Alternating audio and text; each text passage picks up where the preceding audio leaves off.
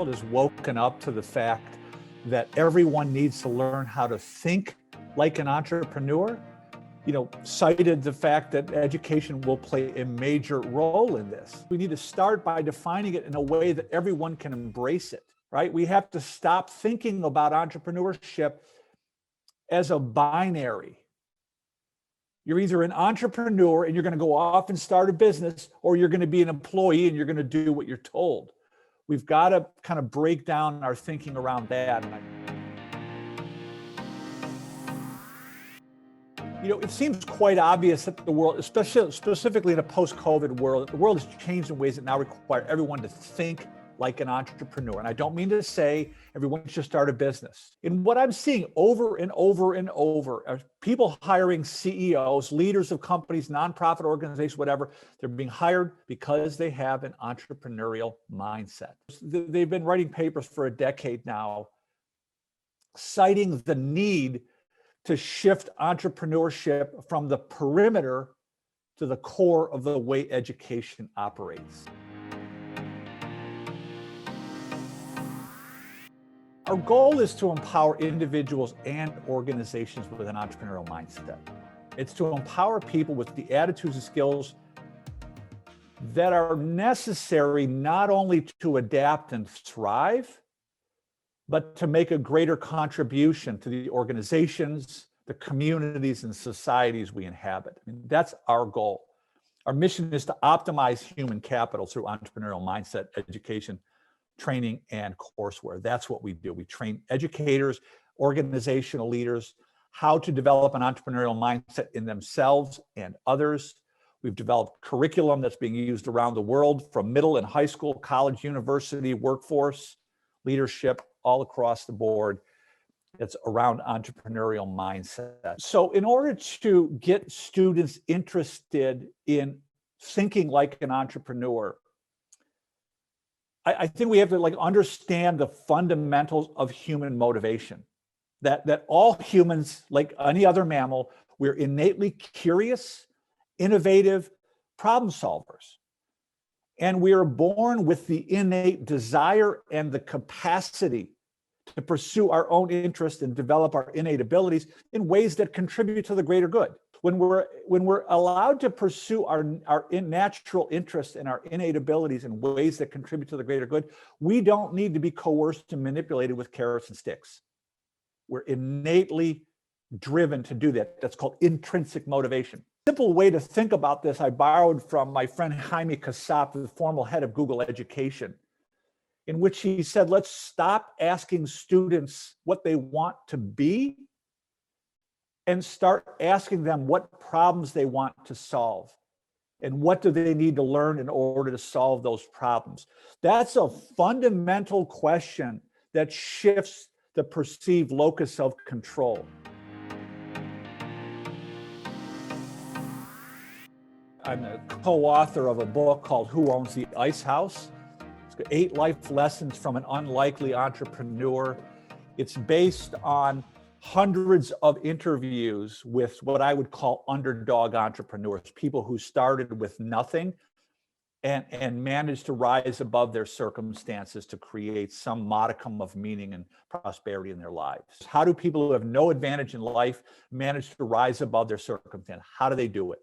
I want to be clear, like the world is an unfair place, and we have a long way to go to create a more equitable society. There's no question in my mind. When it comes down to it, we all live by exchanging something useful with other people. That's how we survive in a modern economy. What people don't realize is that entrepreneurship is a mechanism by which we can empower ourselves. So I see entrepreneurship as a mechanism by which people who have been locked out, left behind, disenfranchised can empower themselves in those circumstances.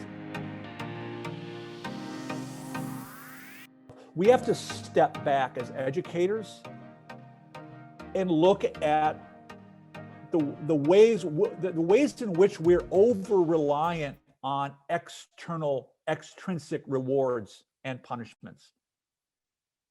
Right? The research is very clear. Meta-analysis over many, many studies has shown that extrinsic rewards undermine intrinsic motivation, except in the case of routinized non-cognitive tasks, right? I work with educators around the world. We've trained thousands of educators how to teach entrepreneurship or how to encourage entrepreneurial attitude skills in their classroom.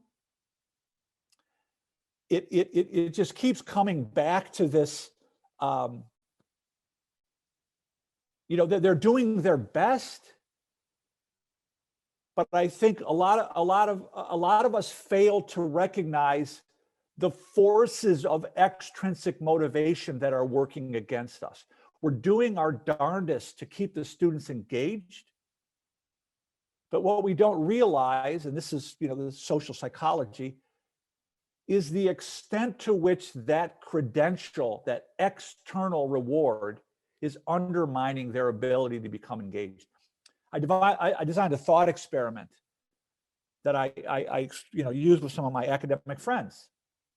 You're the president of whatever college, and it's the spring of 2021, and you're in front of the graduating class of 2023.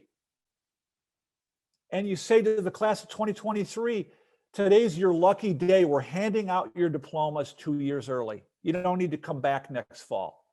Here's the diploma. You've got the degree. Now, we'd like you to come back because there's some really interesting things, but you've got the degree. How many students show up next fall? I mean, it's simply a thought experiment. I don't know what the number is, but most people say it's a low number, right? We got to get away from extrinsic rewards and get students engaged in learning. It's not a one-time process. It's not an other-directed process. It's got to become a self-directed process.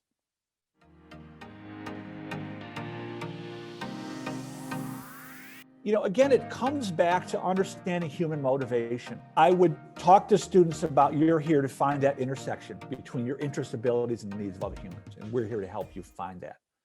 Because when we find that intersection, we become optimally engaged. And that is the goal, to become optimally engaged. It's not to become, it's not the credential. So I would focus on problem-based learning. I would focus on peer-to-peer learning. I would focus on self-directed learning. I would focus on experiential problem-based learning. I would, as the OECD recommends, I would emphasize both informal and non-formal learning.